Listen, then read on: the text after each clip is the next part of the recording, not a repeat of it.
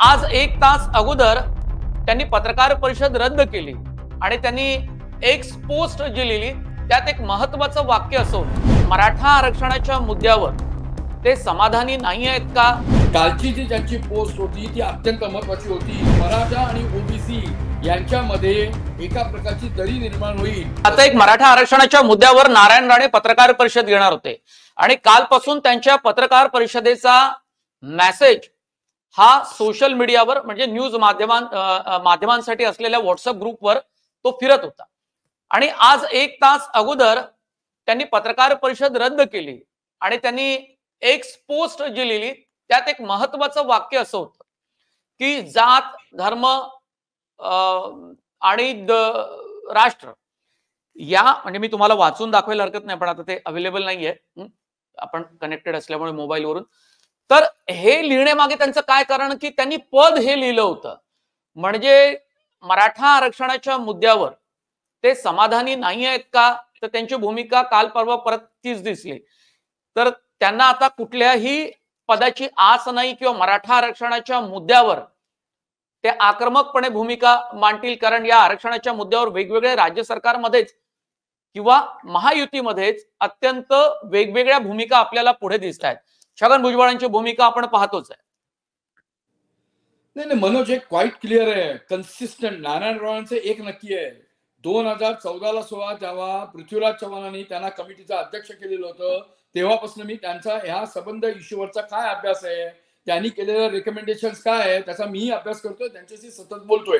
कालची जी त्यांची पोस्ट होती ती अत्यंत महत्त्वाची होती। त्यांनी पहिलं वाक्य लिहिलं होतं की मी या संबंध जी काय काढलेली अधिसूचना म्हणजे अजूनही आपल्यातले लोक म्हणजे आपल्यातले पत्रकार किंवा बाहेरचे बरेच म्हणजे शिकलेले असतात, एक्सपर्टीज असतात, त्यांना साधारण एक महत्त्वाचं कळालं पाहिजे हा अध्यादेश नाही, अजूनही अध्यादेशच म्हणताय, हा साधं गव्हर्नमेंट नोटिफिकेशन आहे, अधिसूचना, आणि ती सुद्धा ड्राफ्ट रूल चेंज करण्यासाठी। नारायणरावांची जी ट्विट होतं त्याच्यात त्यांनी दिलं ह्या जो काढलेल्या जी अधिसूचना आहे त्याच्याशी मी असहमत आहे किंवा सहमती नाही, क्वाईट क्लिअर होतं। आणि त्यांनी याच्यात पुढचंही वाक्य सांगितलं होतं की यामुळे मराठा आणि ओबीसी यांच्यामध्ये एका प्रकारची दरी निर्माण होईल। त्यामुळे मला असं वाटतं त्याचे कन्सिस्टंट राहतील, पण प्रेस कॉन्फरन्स घेऊन पक्षाची कुठेतरी एकूण म्हणजे अब्रू जाण्याच्या ऐवजी त्यांना बहुतेक ज्येष्ठ नेतृत्वांकडनं किंवा त्यांचे जे पक्षातले जे एकूणच सहकारी आहेत त्यांनी सांगितलेलं असणार की अशी तुम्ही जाहीर निवेदनं करू नका, पक्षाच्या लेवलला आपण हे डिस्कस करू आणि याच्यानंतर पुढचं काय पाऊल घ्यायचं असेल ते तुम्ही घ्यावं। त्यामुळे मला असं वाटतं माझ्याकडे खूप अत्यंत महत्वाचं बोलतोयस, पण नारायण राणेंचे एक ट्विट वाचतो 4-5 ओळींचा आहे। मराठा आरक्षण या विषयावर आज पत्रकार परिषद आयोजित केली होती, ही पत्रकार परिषद रद्द करण्यात येत आहे। या विषयावर मला महाराष्ट्र शासनाला विनंती करायची आहे, छत्रपती शिवाजी महाराजांच्या महाराष्ट्रात लढवय्येपणाचा वारसा आणि इतिहास असलेल्या मराठा समाजाचं खच्चीकरण होणार नाही याची काळजी घ्यावी। स्वाभिमानी मराठा कुणबी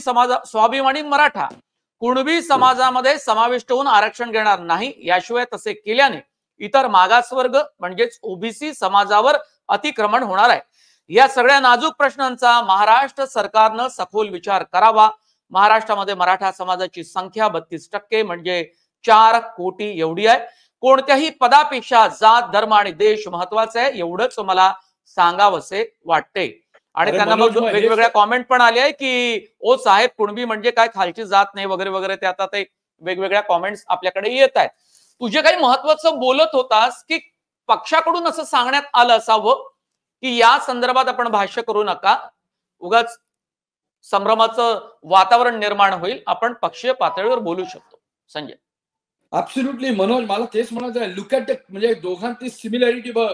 भुजबळ हे ओबीसीच्या संदर्भात बोलतायत, त्यांनी जी काल त्यांच्या संबंध वेगवेगळ्या संघटनांची मिटिंग घेतली त्याला ते म्हणतात 150च्या वर लोक उपस्थित होती, त्यांनी 3-4 जे ठराव पास केले, त्यांनी तेच सांगतात ना बॅकडोअर जी एंट्री चाललेली आहे ती मान्य नाही, त्यामुळे ओबीसीचं खच्चीकरण तर होईलच। तोच शब्द इकडे वापरतायत नारायणराव। म्हणजे इंटरेस्टिंगली एका बाजूला स्वाभिमानी मराठा हा काय कुणबीच्या सर्टिफिकेटच्या साठी जाणार नाही, तर एका बाजूला भुजबळ असे सांगतायत की जे मराठे समुद्रात पोहत होते ते आता या 17%च्या ह्याच्यातून विहिरीत पोहायला लागणार का? Look at the very interesting similarity. कारण आपण ॲज अ पत्रकार अँड अनालिस्ट करताना ॲज अन अनालिस्ट हेच बघायला लागतील ना, आणि ह्याच्यातून महत्वाचं म्हणजे तेच आहे की अशा वेळेला जेव्हा आता लोकसभेची इलेक्शन येत्या 2 महिन्यात येऊन पोहोचलेले आहे, त्यावेळेला अशा प्रकारचं महाराष्ट्राचं चित्र गेलं, मराठा वर्सेस ओबीसी, हे आता कुठल्याही पक्षाला परवडणारं नाही. त्यामुळे मला असं वाटतं, ज्या पद्धतीने नारायणराव राणे अत्यंत अभ्यास करून बोलतात, त्यांची वक्तव्य ही मी बजेटपासून बघितले, लीडर ऑफ ऑपोजिशन मध्ये असताना बघितलेत आणि नंतरही मंत्री असताना, बरोबर. त्याच धर्तीवर त्यांनी आज ती प्रेस कॉन्फरन्स घेऊन मात्र एक नक्की सांगितलं, स्वाभिमानी मराठा हा कुठल्याही पद्धतीने अशा प्रकारचं, मला आता मी आपण अनालिसिस करूया, कॉम्प्रोमाइज करणार नाही. आय थिंक हे अत्यंत महत्वाचं त्यांचं स्टेटमेंट किंवा इंडिकेशन आहे. आणि त्याचबरोबर पण मग समजा ते कॉम्प्रोमाइज करायला तयार नसतील तर अत्यंत वेगळा पेज हा निर्माण होईल महाराष्ट्र सरकार समोर, म्हणजेच भाजप समोर सुद्धा. भले आरक्षणाच्या मुद्द्यावर मुख्यमंत्री एकनाथ शिंदे हे एकटेच पुढे जाताना आपल्याला पाहायला मिळत आहे. दोन्ही उपमुख्यमंत्र्यांची भूमिका ही सातत्यानं या मुद्द्यावर येत असली तरी सुद्धा जरांगेंना भेटायला ते गेले होते. कारण आपली चर्चा मुळात राज्यसभेच्या निवडणुकीवर आहे, तर ती थोडीशी वेगळी होईल. म्हणून मी परत आपण त्या मुद्द्यावर येऊ, नंतर आपण त्यावर वेगवेगळी चर्चा आपल्याला करता येईल. रत्नागिरी सिंधुदुर्ग या लोकसभेच्या जागेवर राणे लढण्याची शक्यता कितपत आहे, जर राज्यसभेची उमेदवारी त्यांना मिळाली नाही तर? ऍब्सोल्युटली, मी तेच सांगतोय. मागच्या आठवड्यात त्यांचं स्टेटमेंटच आलेलं आहे की एकूण लुकिंग ऍट माय सिनियरिटी आणि एकूण माझं आत्ता असणारे वय आणि माझं आत्ताची असणारी प्राप्त परिस्थिती, मी कुठल्याही पद्धतीने इलेक्टिव्ह मेरिट म्हणजे हा आत्ता प्रकारच्या पॉलिटिक्समध्ये असेन किंवा ही कंटेस्ट करीन, अशा प्रकारचा मी त्यांचा कुठलाही आग्रह तिथे दिसला नाही. In fact he does not want to. पण एक आहे ना नक्की, मनोज, हे लक्षात घ्यायला काय कारण असेल की नाही, मला असं वाटतं नारायणराव राणा आता ऍज अ लीडर, म्हणजे त्याला म्हणतात ना गाईड, फिलॉसॉफर आणि एक पूर्ण खंदा बीजेपीचा समर्थक, या दृष्टीने ते प्रोजेक्ट करतायत. त्यांना आता कुठली डेव्हिएट लाईन करायची नाही. त्यामुळे माझं आता वय होऊन गेलंय, मी सगळे आता पोस्ट उपभोगतोय. जर का कोणी तुम्ही नवीन यांना चेहरा देत असाल तर डेफिनेटली आय विल सपोर्ट. कारण त्यांची अजूनही जी काय माहित आहे किंवा त्यांची एकूण जी म्हणजे ज्याला आपण म्हणतो ना पौच आहे, ती कोकणामध्ये आहे. म्हणजे आपण त्याला मध्ये म्हणजे बाकीचे उद्धव बाळासाहेब ठाकरेंची शिवसेना त्याला कंटेस्ट करेल, let them do that as a political party. पण अशा वेळेला मला असं वाटतं नारायणरावाने अत्यंत संयत आणि संयमी भूमिका घेऊन बीजेपीसाठी जेवढं म्हणून करता येईल तेवढं कॉन्ट्रीब्युट करतील. आणि त्याच दृष्टीने आजची सुद्धा प्रेस कॉन्फरन्स जी कॅन्सल केलेली असेल, जे आता त्यांच्या एकूण ट्विटरवरनं दिसतंय आपल्याला, त्याचं कारणच हेच आहे की कुठल्याही पद्धतीने अपोजिशनला कुठल्याही प्रकारची संधी द्यावी.